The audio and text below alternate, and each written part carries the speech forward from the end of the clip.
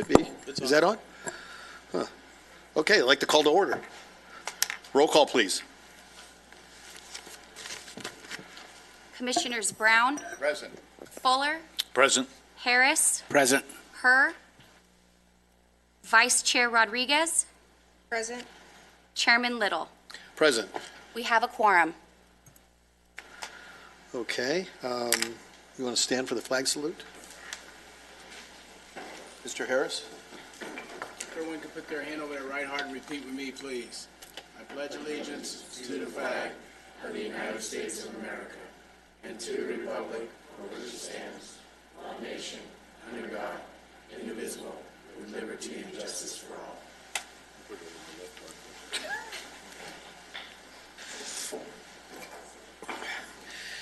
Any presentations whatsoever? No? Any speaker cards for any agendized items? We have none? Okay.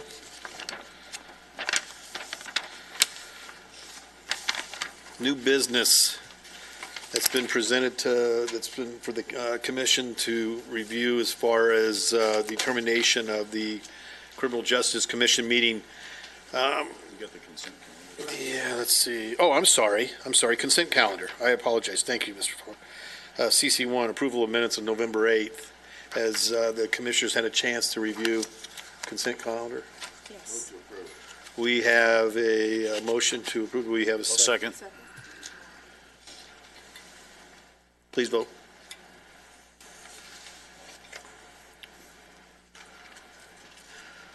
Unanimous, 5-0. So we'll move on. MB1, new business from the floor as far as determination of April 18th criminal justice meeting. That's election or the day before. The council chambers will be used, as everyone knows, as a housing temporarily for a variety of supplies for the election. So it's advised that the commission discuss canceling the meeting for the month of April. Do we have anything that anyone would like to discuss, or I think it's a good idea. think it's a good idea? So I'd like to make a motion to cancel the scheduled Criminal Justice Commission meeting for April 11th, 2018. we have a motion and a second. Please vote.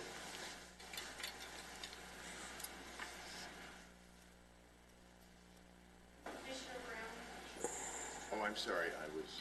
My apologies. So that passes 5-0, so we'll move that and be dark the April meeting.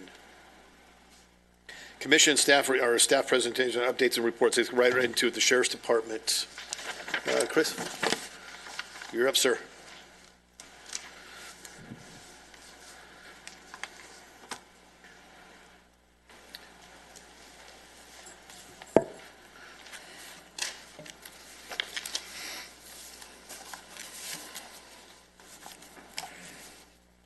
Say good morning and happy New Year to everybody on the commission. I'll be going over 2 months. We did not have a meeting in December, so we'll be going over the November stats and also be going over the December stats as well. Go to start with the Crime Commission report. First up, we have the burglary suppression team. We had a felony arrest. We had 13 for November, 1 search warrant. Warrant arrest was 4. Firearms recovered 1, and property recovered was significant at $106,850. Lancaster team had 26 felony arrests in November, 23 misdemeanor, 49 total, had 2 stolen vehicles recovered, and 10 firearms for the month of November. Robbery team had 14 felony arrests, 4 search warrants, firearms recovered was 4, total robberies was 22, 9 strong, or correction, 9 armed and 13 strong arm. During that month, we had our most wanted. We had a neighborhood watch. We also did a presentation on holiday safety for civilians here in the community, where we told them how to watch for credit card fraud or thefts and how not to become victims here in the community. We had community engagement. We did our copy with the deputy. We did story time in Quartz Hill Library. We also did special edition Coffee with the Deputy in Quartz Hill.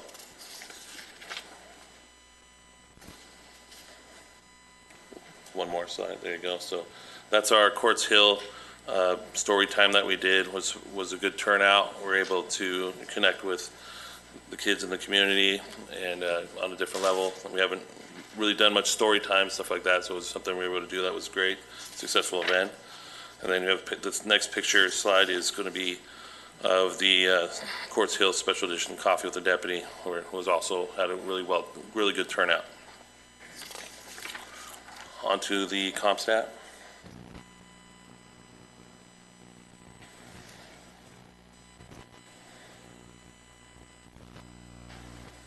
November CompStat, monthly trends. Which you see robberies are trending down below the average. Aggravated assaults have just slightly peaked above our average line there. Burglaries are below the average line. Larceny thefts is down, trending downward. Grand thefts are also below the average line, and arsons are trending downward.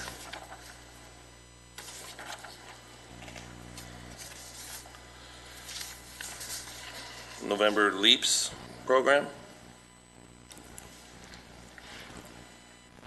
In November, the LEAPS aircraft was dispatched 134 times, totaling 48.6 hours. It was airborne and available for 341.9 hours.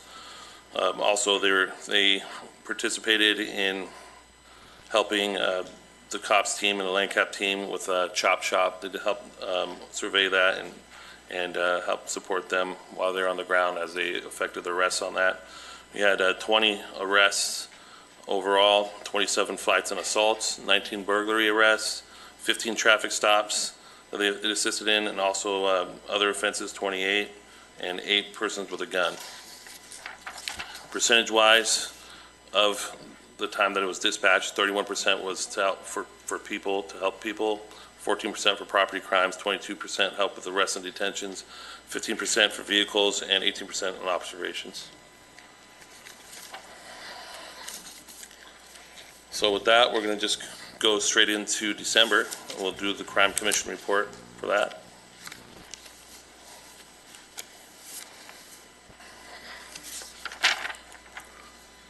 So burglary suppression team of 21 felony arrests, 3 search warrants. Warrant arrest was 8. Firearms recovered was 1, and recovered property was $101,400. And put our year to date there because it's significant, $581,200 of recovered property for the year by the burglary suppression team, which is outstanding. Lancaster team had 13 felony arrests. Misdemeanor arrests was 32. Total 45 arrests, 2 stolen vehicles recovered, and 3 firearms. Robbery team, it had 17 felony arrests, 2 search warrants, 2 firearms recovered. Total robberies were 42, armed was 24, and 18 strong arm. Our crime prevention, we continued with the most wanted neighborhood watch. We also did continue our holiday safety tips through the holidays from November and December. We had community engagement in December. Coffee with the Deputy at Lemon Leaf. We also did special edition Coffee with the Deputy. We did Stuff a Humvee toy drive at Kmart with K-Mix and McGruff the crime dog, which was very successful. It's the first year of us doing that. Pass out toys to children in the community. We actually had an opportunity where we just went out and passed toys straight out into the neighborhood just to kids without them knowing that we were coming, which was very good community relations for us. UAV Christmas giveaway, which was a huge success. And we also participated in the Chamber Christmas Parade. We got some pictures that shows up there. I put some designs in there to spruce it up a little bit. So you got the Christmas stuff there. That's the Target Stuff a Humvee. This is the UAV toy giveaway. 2017 Chamber Christmas Parade.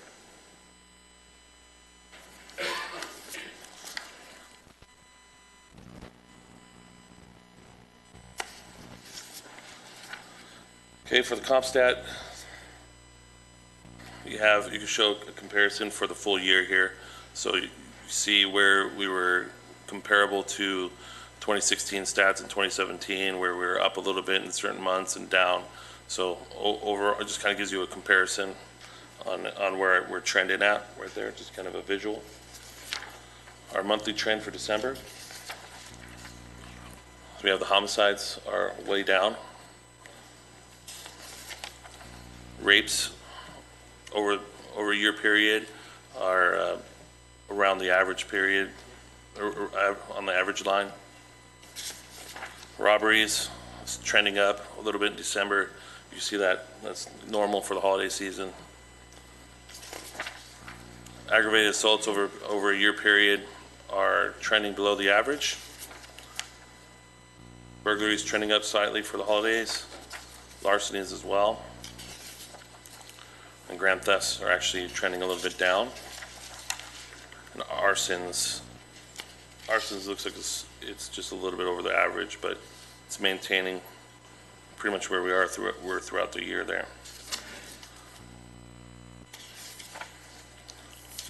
The LEAPS program.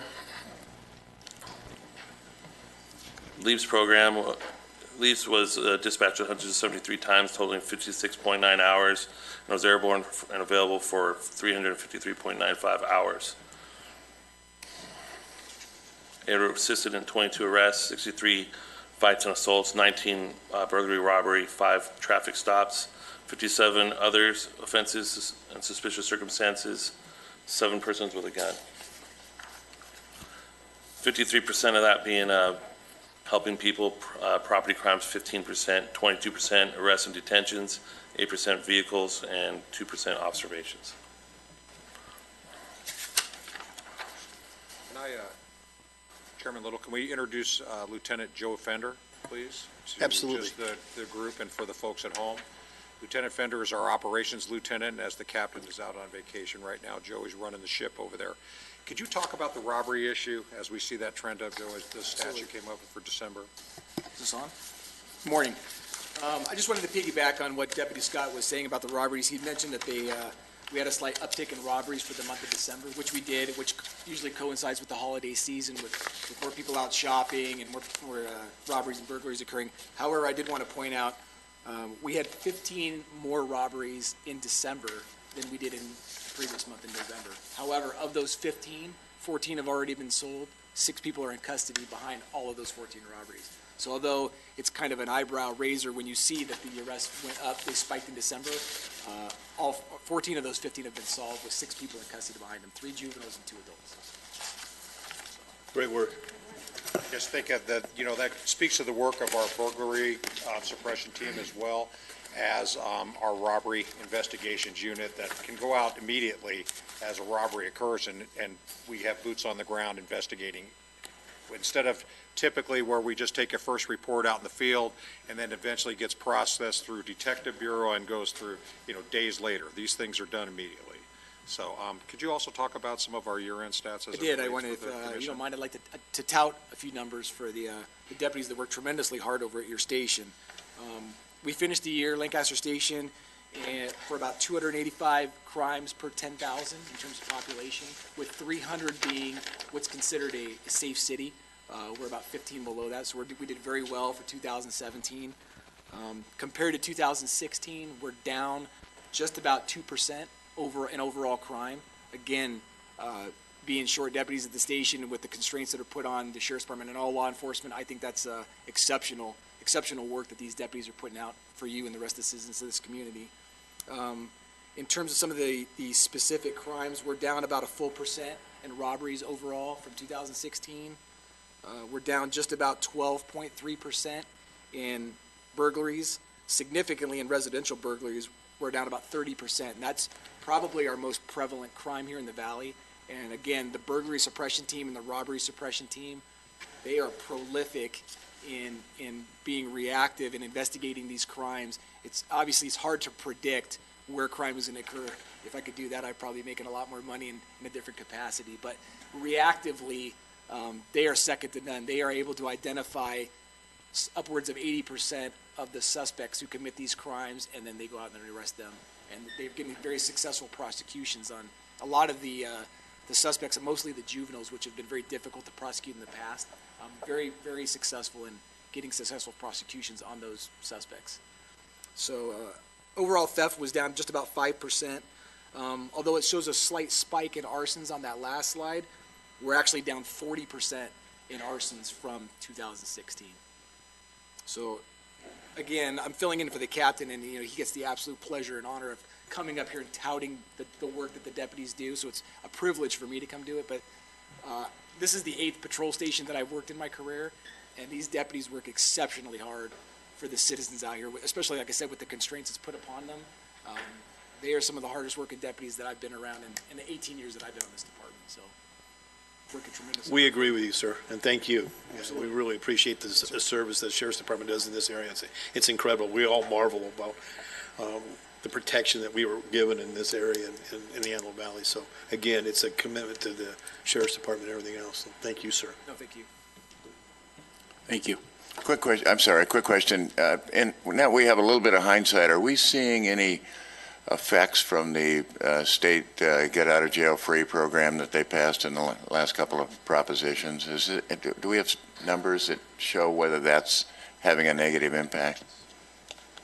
Actually, what I want to bring forward this year is some reports that we get from the Sheriff's Department as it relates to Prop 47 and the number of reoccurrences of individuals. So while the number's not significant of arrests related, but new crimes is significant. So there's individuals in there through that program that's being tracked by the Sheriff's Department, Prop 47 related, that people have been arrested over 300 times since the inception of that program. So those are some numbers I'll be bringing forward to the commission as a part of my report monthly as we go through this process. One of the things that I really want to talk about this year is looking at statistically that impact of those individuals who would typically have been incarcerated, who are now victimizing new victims out there. And as Mr. Franklin, he can probably discuss, like just for the first 11 months of the year, they filed well over 8,000 misdemeanor cases. And probably a significant number of those are Prop 47 related. I thought most of these folks had been rehabilitated, so I'm surprised at those numbers. I'll touch on some of that in my presentation, Order, sir. order. Okay. Just if I may. Yeah, just a comment and a question. First of all, a significant decrease in crime from year to year is outstanding news. That's really great to see that trend is happening and continuing. And then I know we're focusing on November and December, but I'm just out of curiosity and based on social media things that I saw, New Year's Eve, I guess that would be the end of December. A lot of aerial fireworks, a lot of complaints about that. Is there anything that was done to address that, or we'll learn something that we might do next year to address it in the city of Lancaster? Well, I can tell you through the holiday season, we put out significantly more patrol units. We actually, through November and December, we have extra deputies that work those shifts, and it's difficult right now because, as Lieutenant Fender stated, the station's working on a certain vacancy factor. So, you have typically towards the end of the month, the deputies are only allowed to work so much overtime in a month period, and that's what makes it really difficult at the end of the month when we have a holiday that comes up like that. So what's great about our station with having the emphasis we have on how team-oriented we are as far as those teams, they don't have a specific duty assignment or shift assignment. So we do a lot of working around with our folks adjusting their schedules to be able to impact that. But yes, I mean, do we learn something every year? Absolutely. Okay, this year it was pretty wild out there as far as the fireworks show, especially, significantly on the west side of the valley that I noticed. It was like being at the fairgrounds on July 4th for part of that. Yeah. And so maybe some things we should look at tactically this year is how do we want to address that as far as community outreach prior to New Year's Day. Yeah, from my personal perspective, the part that really made me, nervous or scared, I guess, is that with all the fire danger and the aerial fireworks that were going up, is that something that LEAPS could help pinpoint where those fireworks are coming up from? Maybe we can bring Archie up he could maybe address that. I believe it's probably more from an area, but not really focused on a specific address. That would be difficult to do. But okay. Archie, do you have anything to add on that? You could use the aircraft. Come on up, Archie. Please, sir. We want to make sure you're mic'd up. Okay, it's active. Use of the aerial platform specifically for tactical, that would be what we would consider a tactical, strategic looking to tactical. Like out on the west side of town, if you see a concentration, you could immediately swing the camera over and bring that specific area into view, which might help a ground-based unit get there quicker.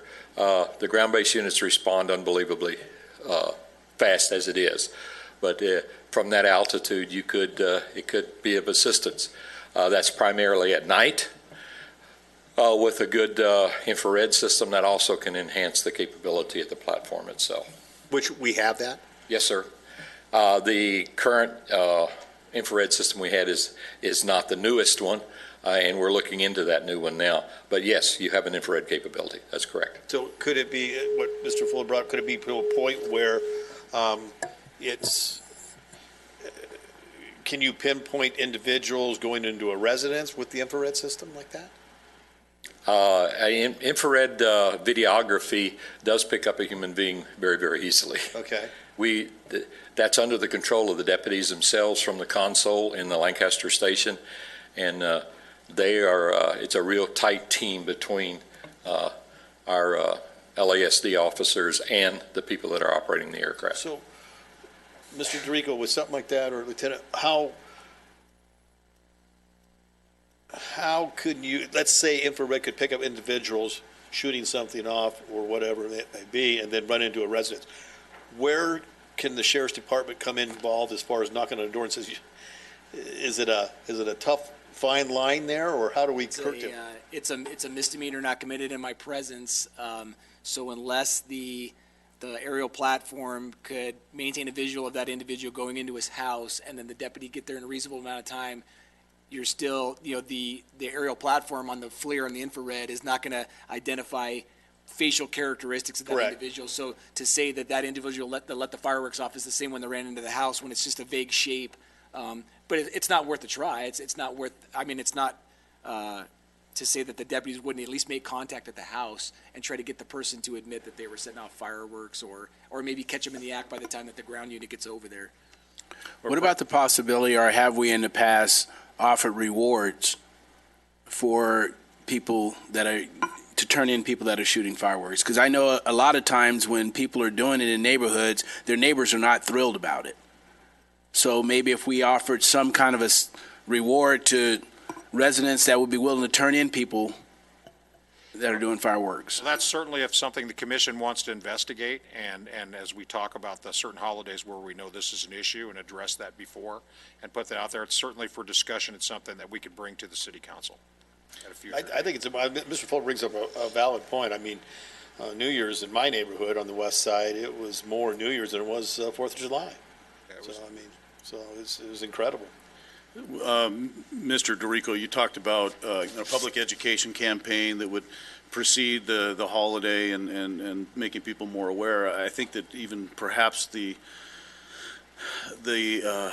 understanding threat, if you will, saying that, this year, if you were lighting off fireworks, we're going to pinpoint your location. Whether or not someone's arrested, I don't think people want patrol cars at their house and spoil their party. I think most people are just, what they're doing is thinking they're having fun, thinking that it's harmless, not thinking of necessarily the secondary safety hazards that it's causing, and that if they thought that, hey, if I light something off and send it into the air, I'm going to have somebody show up at my house, may be a deterrent. Right, I agree with that. I mean, I think I'll make one point. We focus a lot of years about firing, firearms into the air and the hazard associated with that. Maybe it's something we couple along with that campaign as well. The other side is obviously Jocelyn and I can have some discussion with the city administration about maybe an administrative process as it relates to fireworks and things that we can make inclusive in the municipal code. There's a lot of things that we could bring back to you and potential possibilities of things that we could do, and then you can give us some direction on what you would like to focus on as it relates to that. When it comes to this, do you get a lot of calls from the Humane Society as far as the animal side of it too? They're having, because I can only imagine, I've seen neighbors and friends, and they medicate their animals for 2, 3, 4 weeks prior to any type of events, and it seems to be let alone annoyance to the community and everything else. But I was wondering if you get calls constantly in regards to that side of it. Yeah, we get a myriad of calls every year and complaints on that specific issue. And again, we can be better, and we'll look at different ways to present this, and we can do a campaign working along with law enforcement and things we can present publicly through social media and on the city website, and a campaign on radio, and the things that we're doing a lot more now as our public outreach has expanded quite a bit with working with the communications department at the city, which I think we're a lot better at now. We've seen rising numbers in participation in Neighborhood Watch and our business groups and all those things out there, people actively wanting to be involved in addressing these quality of life issues in the community. And this is certainly something that we can work on and see some different ideas that potentially we can bring back to the commission based on your recommendation to the council. Well, we might as well just put more on the sheriff's department as much as we can, since. Well, we're certainly paying enough. We should get our money's worth. Okay. Well, there's less crime. There's less crime. Yeah, so there you go. Less to do. So, no, we appreciate it, so. All right. Thank you. Anything else for Archie or anything? Bottom line here, we're here to, at the direction of LASD, to do our best to support them and give them an extra set of eyes, if you will. And they're a great team to work with, by the way. Well, your set of eyes are excellent, so we appreciate you and everything you do, Archie. So You got thank it. you. Thank you so much, sir. I just wanted to dovetail on what Tim had said before. I think the fact that we're seeing a drop in crime in this community in the face of a rising population, in the face of release of criminals back into the community, really says a lot for the effectiveness of the department. You tell the story about the robberies, and not only does that show good police work to get them solved and get people captured, but it sends a message to the community, and I can't help but think that it has an effect in preventing other people from feeling free to embark on criminal behavior. I think the DA's office has also been very effective in showing a strong hand, and I hope that message, or it seems to me that message is effectively getting out there. So I really appreciate the work that you guys do to try and keep this community safe. Thank you. One other note, I know it was brought up on a few of the commissioners as far as the crime stat reports. Is there any way we could get them a little bit earlier for our viewing? I know that with everything that you're doing, Debbie, it's just an added thing, but I know for us to get a chance to review and maybe ask some more pertinent questions, it would be helpful if we could get them, far more time. I think we had a chance to view them this morning here before the meeting, so it would be very helpful. I know we discussed this in the past. So. Okay, Chairman Little, I can touch on this. Yes, okay? sir. Part of the issue is compiling the statistical information done by the crime analysts at the station, and then again understanding that the process, how a case may be initially statted based on their statistical code guide, and what it actually becomes based on the time it's gone through the review through the sergeants and lieutenants, and how it goes on to Detective Bureau. There's a timeline in there.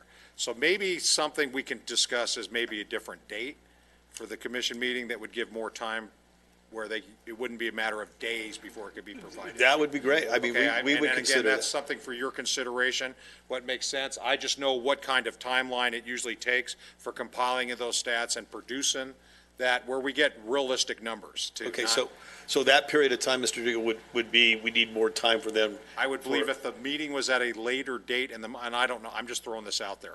And of course, we'll work as diligently as we can to comply with whatever your wishes are, but that is probably what the issue is, okay, is getting the information where it's good information, quality information that we're going to be putting out publicly here in this meeting as well to you, so everyone's informed on the actual issue. Well, I would think, and I can't speak for all the other commissioners, but whatever makes it easier for the sheriff's department on our end, we want to make sure that we can accommodate them.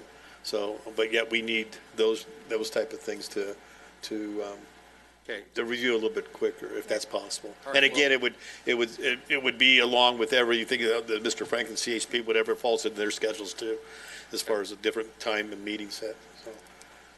All right, well, we can certainly investigate that and in conference with the agencies involved, make what works best for everybody and present that based on what works for you as well and what the council's direction would be.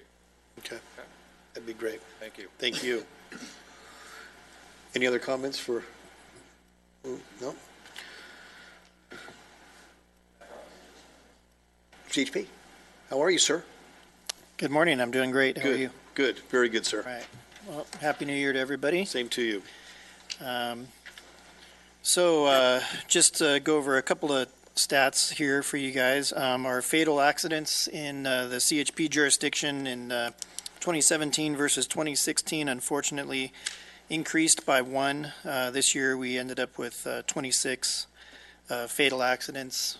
Several of those actually led to some murder investigations, which the DA's office has been really good with helping us to prosecute. And a lot of those are still ongoing.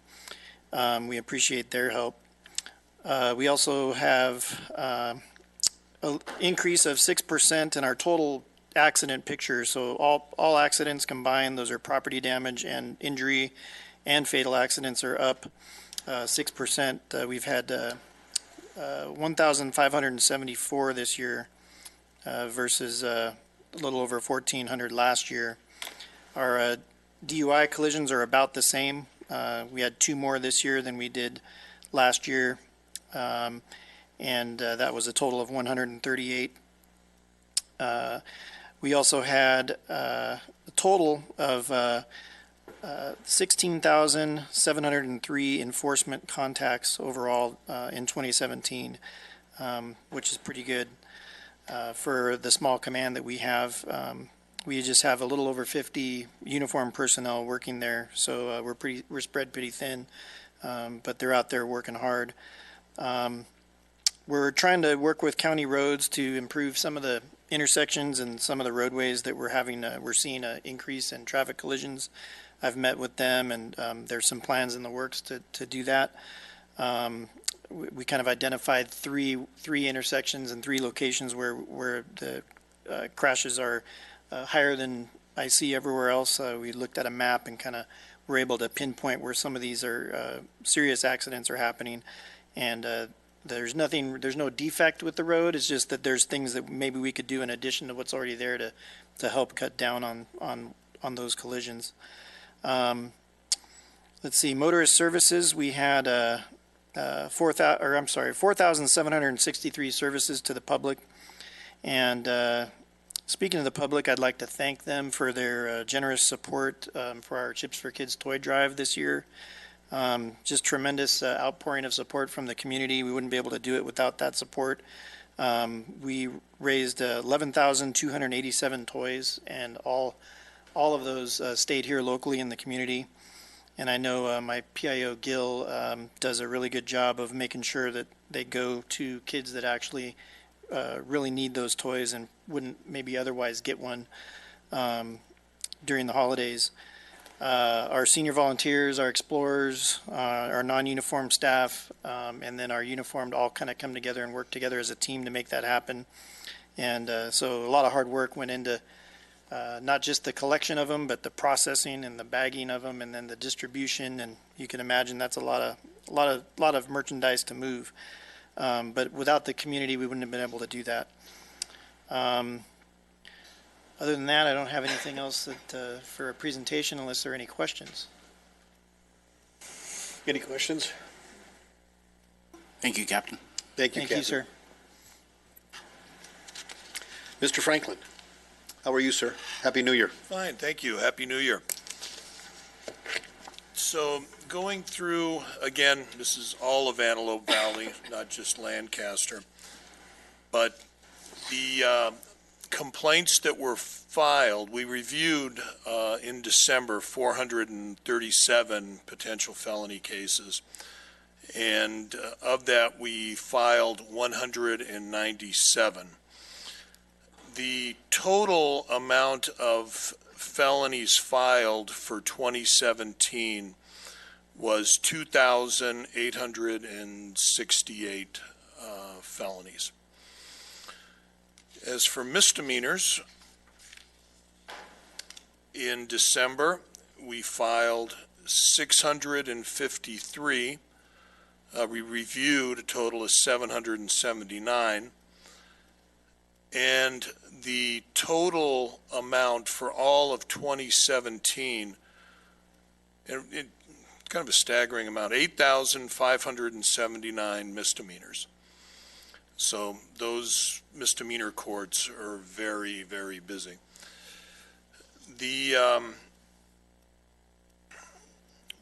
I don't have the actual, it's off about a couple, approximately, it's actually, I think, a couple more than this. I'll know precisely next time we meet. But we tried about 150 jury trials through of all of 2017, which also is a good-sized number. For 2018, we're a couple things on the horizon. The legislature has given us a couple gifts we have to deal with. One being judges now have discretion to strike firearms enhancements. Before they didn't have that ability, but they do now. And the other, there's several, but the two that really pop out is if you're a dope dealer and you have prior convictions, there was an allegation, 11.370.2 of the Penal Code, and it gives the individual who's demonstrated throughout his career as a criminal that he's got prior sales cases, you would get a 3-year enhancement. So obviously demonstrated to the community, to law enforcement, to everyone, you're a dope dealer, you're not finished, you're not stopping your ways, you'd get a 3-year enhancement. The legislature has, and I'm not sure the logic behind it, but doesn't give us that weapon any longer, so we don't, everybody would be treated pretty much as a first-time offender. But we don't have that 3-year enhancement. The other thing that's of interest, it should be mid next month, the courts are built out. The juvenile will be coming over, and they'll be housed in in the Antelope Valley Mike Antonovich Courthouse. There is going to be logistical issues with that because, as I've indicated before, we handle cases from the state prison, and that's a high-level security prison. So the sheriffs are going to be tasked with having to keep the county jail prisoners away from the juveniles, and the state prisoners are going to have to be kept away from the juveniles. So there's going to be a lot of separate transportation. What I hope doesn't happen is it really backlogs the calling of cases, because what that does then is means that sheriff's deputies are going to be in the court longer as they're awaiting transportation. We'll see how it all works out, but we try and get the sheriffs out as soon as we can, get them back out on the street and working on other cases, but hopefully this won't bog down the system. They are going to be having one court that's going to handle all the state prison cases a couple days a week. So hopefully that will expedite the matter. But I'll keep the commission advised as to how that's going. And that concludes my report. Question, sir. You mentioned they got rid of the firearm enhancement. Am I assuming that if It's the drug enhancement. okay, but if you possess a firearm, it used to be the old adage, use a gun, go to prison. Now the judges have the ability to strike that in the weapons allegation. Okay, thank you. Thank you. Obviously, we'll keep an eye on that and hopefully keep that under control.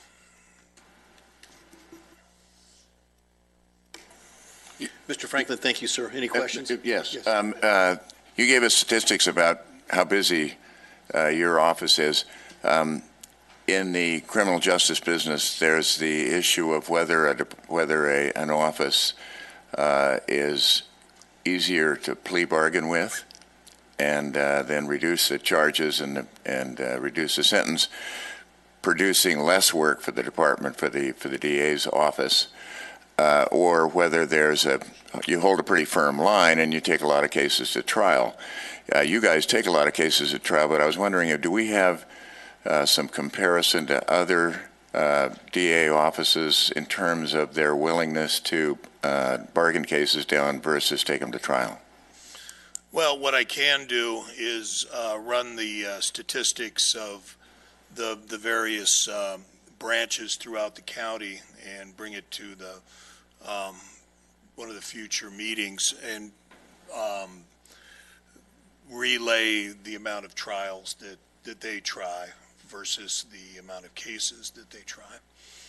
In other words, the percentage, if you see 10,000 cases and you're trying 1,000 of them, and other offices are trying 500 of them, is that a fair comparison that they're not being as aggressive in the prosecution of these cases, or are there other elements that might make those numbers different? There's other factors. We have what's called the Legal Policies Manual, which basically sets out what our sentencing guidelines should be. And essentially what we do here in the AV is we adhere to that. And if it's, it's a third strike case, the person's a bad guy, and it's solid on its facts, we have all our witnesses, et cetera, we'll just, it's a case that's going to have to be tried because it's a 25 to life case. And everybody, in fact, I just had a conversation with my director earlier this morning, and, he knows anybody that, and he's very supportive. People that come out here to the DA's office know that they're going to be trying cases and they're going to be working hard, and it's a true team effort. And as I know you're familiar, Doctor, generally they call something a calendar deputy, one person who runs the calendar. We don't have that. We just have a team leader for each court, and they act as teams. So even the team leader has a substantial amount of cases that he or she keeps to try. For instance, as Captain Bernier was talking about, we have several what's called Watson murders, which are the DUI homicides, and those are spread out generally amongst the more experienced deputies, and it's a 15 to life case unless there's extenuating circumstances why it should be reduced to a vehicular related homicide. So we adhere to really do by the book on a lot of these cases and don't fudge and create issues where there aren't issues. To say, well, this case has X amount of problems, therefore we're going to justify, reducing the case. We look at the positive and do what we can to secure a conviction. So it's really by going by the book. Can I comment just quickly? Mr. Franklin takes a lot of heat over in the courthouse for his ability to and his willingness to stand up for victims. And I think that's a thing that really needs to be something we discuss this year is in the process of all this, the defendants become more of the issue and concentration rather than the victims. We forget about victims of crime. So think about every one of those people, like those individuals. We know that robbery that they got arrested for, that's not the only robberies they've done. But by those people being incarcerated, how many other victims out there that potentially saved from going through that process? And he doesn't speak for it. We love the work Mr. Franklin does, and he has the respect of the deputy DAs that work underneath him. okay, for his guidance and what goes there, because I talk to them all the time. And there's a certain amount of frustration in the court with the legislation and things they're under too, and trying to balance all those things and still keep in mind that our purpose here is to stand up for the community and victims out there of crime. And I think that's probably what we need to get more focus as it relates to these issues. Right now, you're almost becoming a protected class of person if you go out and victimize people. Okay, everyone's more concerned about how it impacts their lives rather than understanding what happens to victims out there. And Lisa, I know you deal with that daily. So I really, in discussions that we have this year, is how do we bring back to the forefront what is occurring legislatively. There's another issue right now with juveniles. If they're under a certain age, before the police can even Mirandize them and advise them or speak to them, they have to let them talk to counsel first. Okay, what's the impact going to be? That's all well and good in mind, whatever, but what's the fiscal impact going to be on the communities to pay for attorneys for folks to have counsel with before the police or the investigators can even talk to them? Okay, and it's mandatory. I mean, things like that. So it's like, what's the process here? Okay, now I understand with the juveniles, there's a certain mindset that we don't want kids to mark themselves for the rest of their life. I understand that. But that's maybe more appropriate before they commit a crime. Okay, not where they victimize people, and now we're so concerned about that after the fact.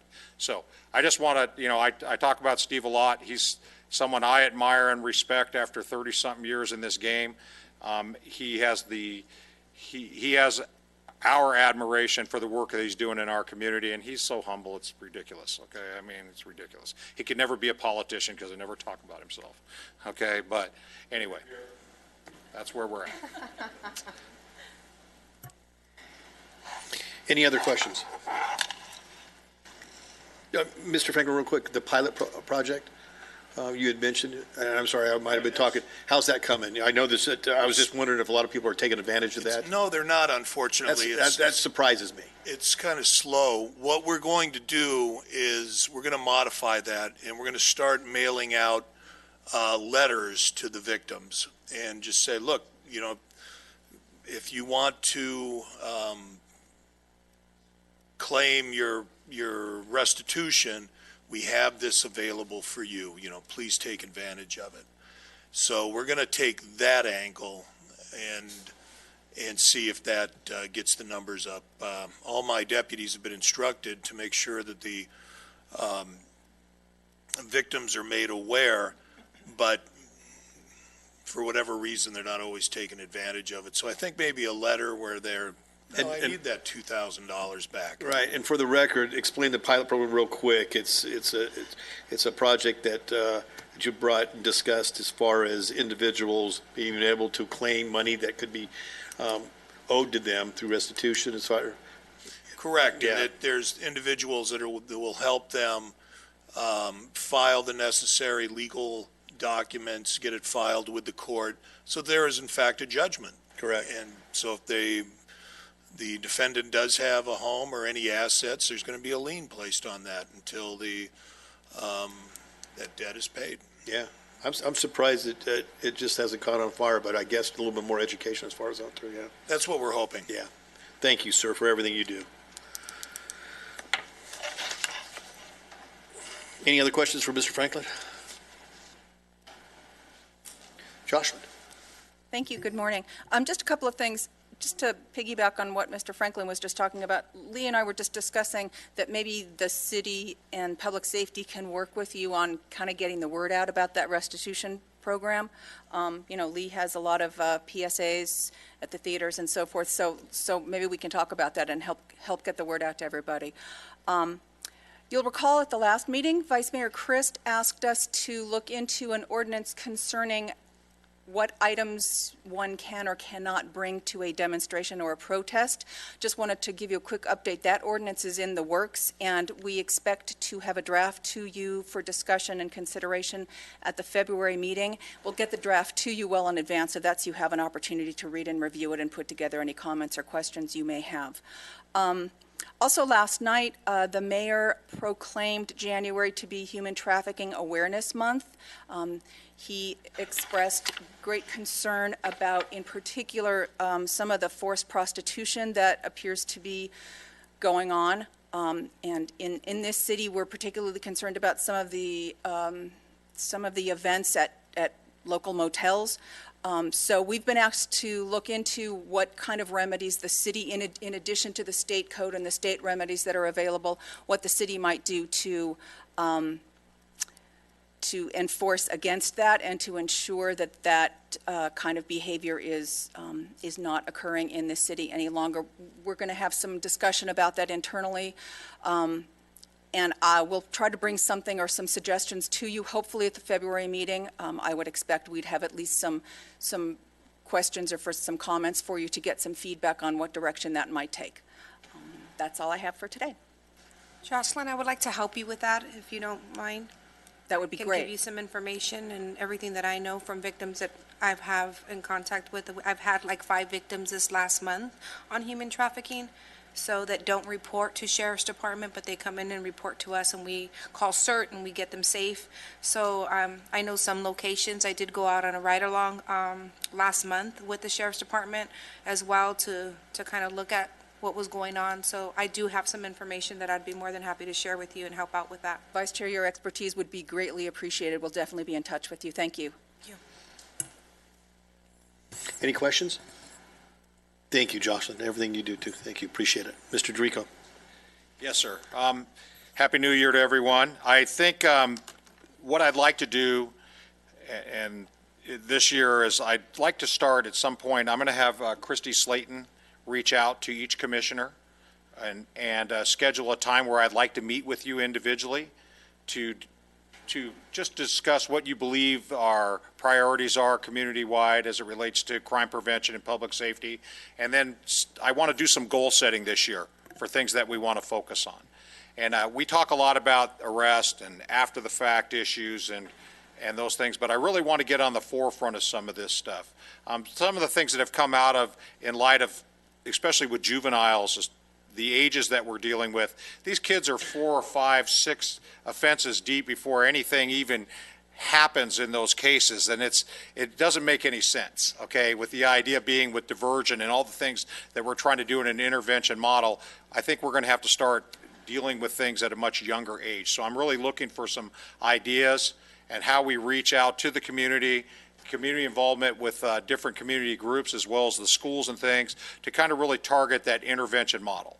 Really start focusing on preventative action with these kids and seeing what's going on in their households and that type of thing this year. But I really want to get your perspective on how you see, based on your interaction in the community, what the community's needs as they see it. And then also, you know, I'd like to meet with Vice Mayor Christ on what some direction that he may have. And then Mr. Bozigan and I discuss these things all the time. But one of the things we can talk about is, you know, especially in light of what's happening with current legislation over the last 5 or 6 years, and really kind of how limited we are in ability to intercede on certain things or deal with crime prevention in a manner that's punitive on the backside of cases is more, I think, fiscally responsible. On the front side is just like you would do in your business. You know, you can do things and invest in a certain aspect of this. Is it going to save you money on the backside of these issues? And it'd be an interesting study, and we discuss this a lot with the Sheriff's Department and different agencies out there, is how many of these folks do we keep seeing reoccur in a timeline where they either shouldn't have been on the street or been in some other type of program that was more of an intervention model. The perfect example is working with the Tarzana folks. What's the incentive for people to go to drug rehabilitation? There's no court incentive for that anymore with Prop 36. So certain tools that actually had the mindset of an intervention diversion type mindset have disappeared. So we got to be more creative on how we deal with things and where that age impact really is. So that's part of the discussion, if you can keep in mind, sometime over the next couple of weeks, again, to sit down individually and some things that you would like to see that you think are appropriate for us to address in the community and try and work in that mindset. How do we get in front of these cases? So that's a big deal. I think for me, it's in the mindset down the road, we're not going to rest. We talk about this all the time. We're not going to rest our way out of these issues. We need to really get down in what is causation and what's creating some of this. And I'm sure each one of you have, through your own experience and opinion, on what that may be. So if you would indulge me on that, I would really appreciate it. I have a long list for you. Lisa, I hear your stuff all the time. There's no surprise for me to hear that. But I would like just that from everyone's perspective. And then let's talk about what we can do legislatively and things that we can give to our council as tools to bring to the forefront and for public education. A lot of these things, Mr. Franklin's great. He forwards things that come down through their legislative action. Jocelyn tracks all those things. And some of this stuff, I think if the public had information on it, they might be more inclined to really decide on who we're putting out there legislatively to deal with some of these issues. Because some of it, it makes absolutely no sense. And there's no regard for the fiscal impact on the local communities to deal with some of these issues. And I think that's irresponsible for our legislature. Lastly is that I want to invite everyone, MLK Day of Service is this Saturday. This is a great event. Our council and commissioners participate in that. There's numerous events that are occurring throughout the city. I'll make sure that we forward that out to you today as commissioners on where those locations are if you're interested in attending. And then lastly, Sunday's Justice Sunday. That's a great program that's put on at the LPAC at 4 o'clock on Sunday. It's admission free to bring your family. The presentation is inclusive now of students from the local high schools that present things that are historical issues related through, and this year's focus is on things that people really aren't in the history books, action that have taken place or maybe somewhere in the back pages that aren't on the forefront. They did an amazing program last year. This year they believe they've even done a better job. I would invite any of you or anyone you can think of to attend that. It's a great event. That's where we're at. Thank you. That's all I have. Any questions for Mr. Dorico? Thank you. Thank you. Well, it looks like we have Rick. How are you, Rick? Great. Happy New Year. Same to you. Congratulations, Chairman Little. Yes, thank you. Thank you for inviting me. Marvin, thank you for allowing us to be here to be able to present what's going on at the state legislature. One thing is that you should all be afraid we're back in session as of January 3rd. I'm going to take this opportunity because I know we have abnormal amount of time left over to go over the 800 new laws that have been presented to the state of California this year. Kidding, I'm not going to do that to you. I do want to go over a couple of the laws that kind of affect everything that we do here at the criminal justice meeting. As you know, the state of California has approved the use of recreational marijuana. I think that's going to affect everything we do here in the state. I personally am opposed to it, but that's only because there's enough drunk drivers on the road. I don't think we need more impaired drivers. Assemblyman Lackey is still working on trying to get some sort of legislation that goes on that kind of makes criteria and makes it easier for the Highway Patrolman and Sheriff Department to be able to analyze impaired drivers. By the way, in case you don't know, it is illegal to drive or ingest marijuana while driving a vehicle. That's a new law. Pedestrians will have more leeway when crossing the street. Now you can cross the street even if the little red light is blinking without getting a jaywalking ticket. That was something that was very important. You still need to get across in those few seconds that are left when the thing is blinking, but you can't write them a ticket. Uber, Lyft drivers are going to be held to a higher standard. They can only be 0.04% of alcohol in their blood. I know, well, you can be 0.8, right? 0.7 and still drive, but 0.4, you can't drive a Uber. Who thinks of these things? Who thinks of these things? This is our state. It's AB 2687. Actually writes this and says, this is what I believe we should do. He was a Republican, Cacho Ashidanian, Republican, San Luis Obispo. Brilliant. It's just amazing. The DMV will no longer require that parking tickets are paid off before drivers can register a vehicle. And if you are a low-income person, you can actually make payments on your parking tickets to re-register. By the way, California does have a state dinosaur now. Which? Which is, you would like to know it, Augustnopolophilus. It is a plant-eating dinosaur that has been found in California. It's duck-billed. It's a duck-billed dinosaur, in case you've ever seen it. Some laws that are going to take effect in future 2021, there's going to be a sweeping overhaul of the state's sex offender registry. I don't know what that's going to be about, but that was Senator from San Francisco, Scott Wiener.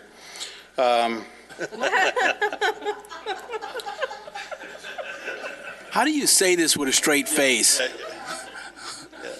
Californians, by the way, in 2019, you'll have till 2019 to be given a third option on your gender. So,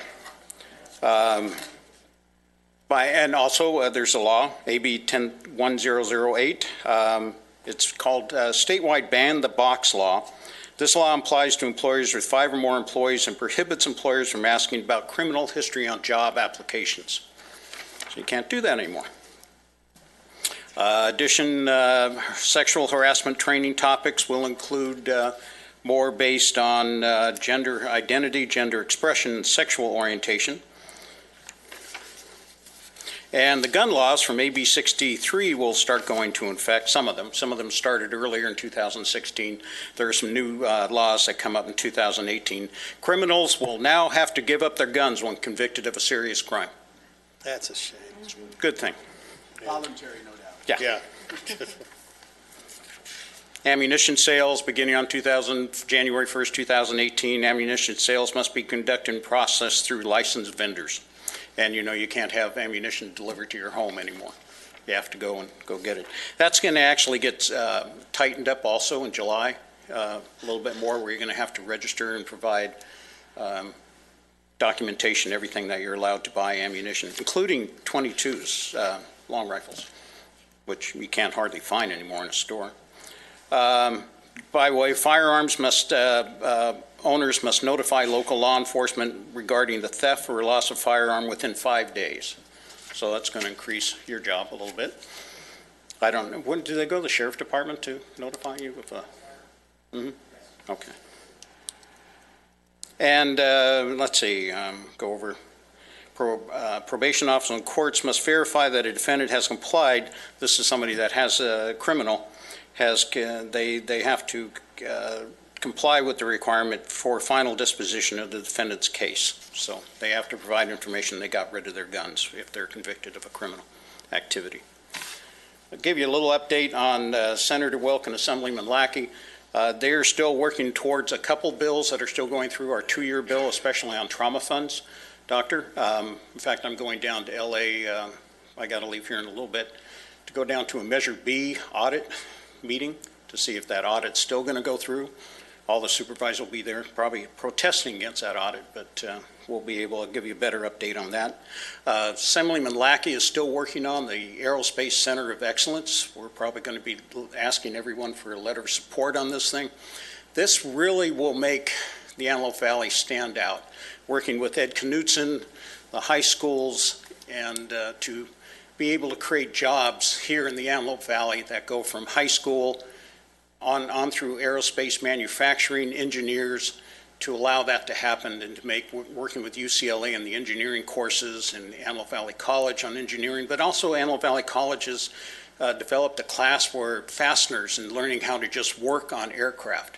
Part of this package includes going to the education is that to be able to get a good job that requires a good background check, they have to learn how to balance checkbook, how to stay non-ticketed, how to stay not being criminals, be able to get good paying jobs. So in high school, they're starting to teach us now how to get a good job in the Antelope Valley. I think it's great. Scott wanted me to give a little bit of information what's going on in his side of the world. Committees are being met for the 2-year bills left over from 2017. A notable bill also being heard in the Senate Transportation Committee this week is SB 414, which is Senator Videk, provides voters with an opportunity to decide if the state should continue selling high-speed bonds for the development of the high-speed rail system. This is something that's come up in the Antelope Valley. It's very popular in San Francisco. It's very popular in LA, but the majority of the state of California doesn't want to see the high-speed rail anymore. So we may have an opportunity again to vote on that.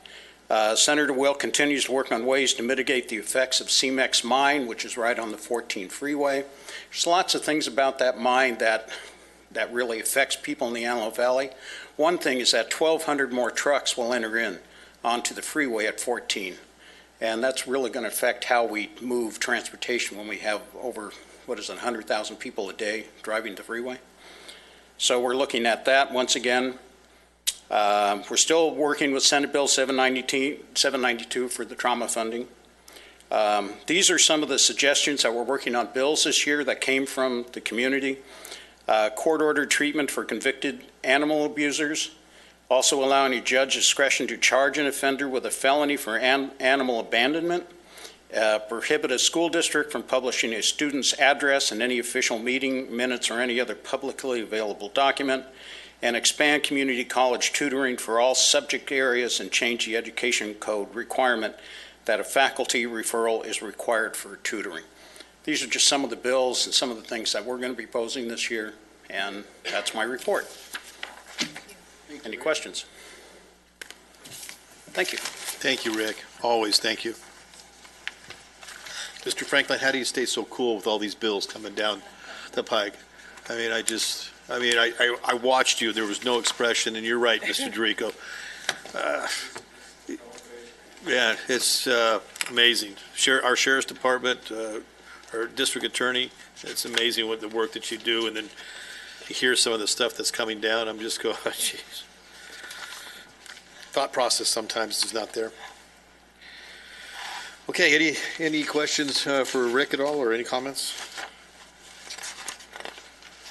Okay, this is part of the public business from the floor on non-agendized items. This portion of the agenda is an individual can speak to the criminal justice. Anything that's not on the agenda.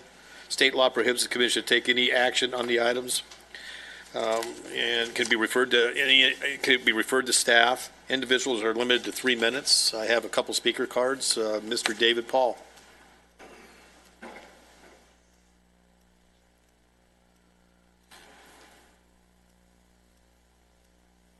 Mr. Chairman and Commissioners, good morning and Happy New Year. I heard the word amazing a lot, and there are amazing things happening. Dr. Brown, thank you for the joke about rehabilitation. That was just funny. You know, you mentioned all the things that contribute to making the problem more difficult, and I've heard that phrase over the last year, dumbing down of deviancy, and that's certainly part of it, and that's been my main concern, is that people see people in high positions of authority flaunting the law, and it just makes it much more difficult.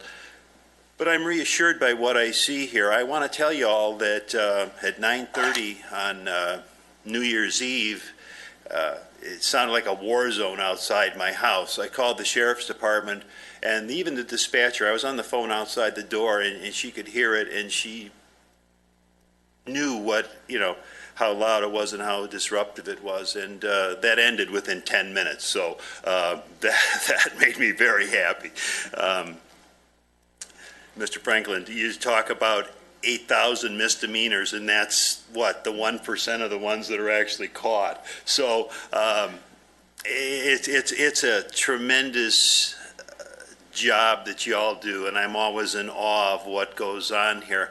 And I was just smiling when I was watching the toy presentation, and the kids and the deputies and the highway patrol officers. It's that matters. That really matters to people. Like Mr. Dorico was talking about, the victims of crime, that can impact you forever. The bad law enforcement contact can also do that. So we work at those things, and I see what a difference it makes. One thing that wasn't in the crime stats was the sheriff's department was at the meeting in our American Heroes Park here for the Justice Department settlement. And there was just broad consensus in the room that things are working better, that people recognize that we're all in this together and everyone is doing their part. And it always amazes me, talking about Mr. Franklin's cool demeanor. I don't know how you all do it. I don't know how you put up with it. I'm not of that sort. Stuff drives me crazy. I have the reward I'd like is to go knock some heads for shooting off those fireworks, but that's, that's just the other side. Rationally, I don't really want to do that, but you need to be able to get through to people, and that's very difficult nowadays. So I stand here in awe of you all. It's amazing. Thank you for what you do, and let's keep it up. Thanks. Thank you, David, as always. Thank you very much. Shannon McDonald.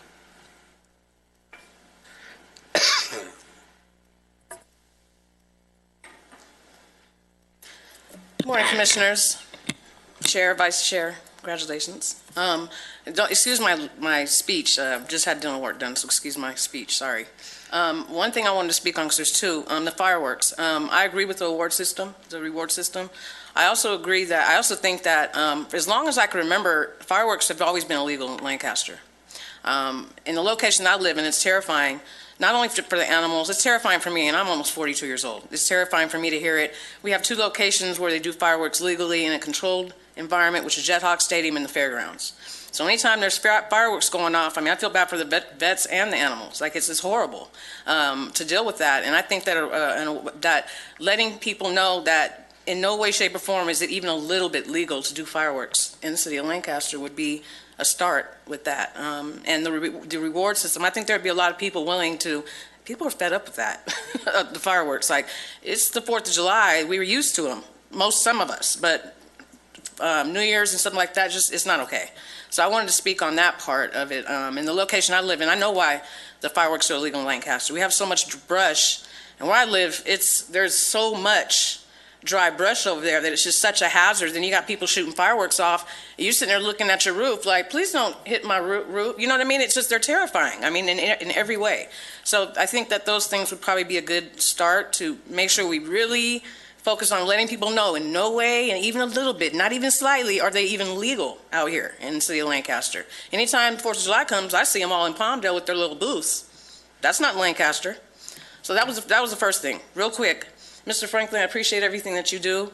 I want to say that as a victim of crime myself, several times over in my past, I will say I had a horrible one that happened to me in Texas. And one thing I will say is that I'm very happy that you guys have the restitution program going on, but I will say as a victim of crime myself, that is terrifying as well. Because a lot of times we want to just get over it, we just want to forget about it. We don't always want the extra attention in a sense, because you have people that will threaten our lives. That if you put a lien on their house, I get it, but at the same time, like me putting myself in the place of another, the current victims of crime, it's scary. It's dangerous for the victims themselves to want to come forward after they want to just kind of, you never forget it, but you kind of don't want to keep bringing it up. You don't want it to have to keep being brought up. So sometimes the restitution, the payment sometimes is not as great as just trying to just keep that person out of your life forever. It's really scary to think that if you keep going and pushing an issue, that this man that is a criminal, that's been a criminal for a long time that you weren't aware of, may come and kill you. They may come and do your family harm. And it's scary. I just want to let you know that not always, it's not your guys' fault, but victims of crime don't want the attention all the time. Okay? So I just wanted to say that. You guys have a nice day, okay? Thank you, Shannon. Thank you for your comments. Thank you so much.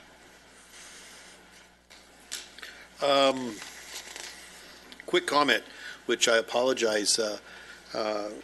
Kathleen Stimbat is our new deputy clerk, assistant recorder, whatever it may your title is, and who's actually will keep us in line. So Lisa and I were talking back and forth. What happens when you get into trouble? Well, you always look to Britt or Lee or Jocelyn, and she's one of the ones that sit there and say, no, you can't do this, you can't do that, or please do it this way. So welcome, and really appreciate everything you do, and dealing with us up here is not an easy, job. So thank you so much, and welcome. Other commissioner comments at all? Yeah, I do. With Mr. DeRico, I just want to applaud your desire to start setting goals this year early on, and look forward to meeting with you and having a great new year with all of you on the commission. Thank you. Any other? No. Then we'll stand adjourned. Or Vice Mayor, anything, Mr. Vice Mayor? Okay, good. Then we'll stand adjourned until February 14th, 2018 at 10 a.m.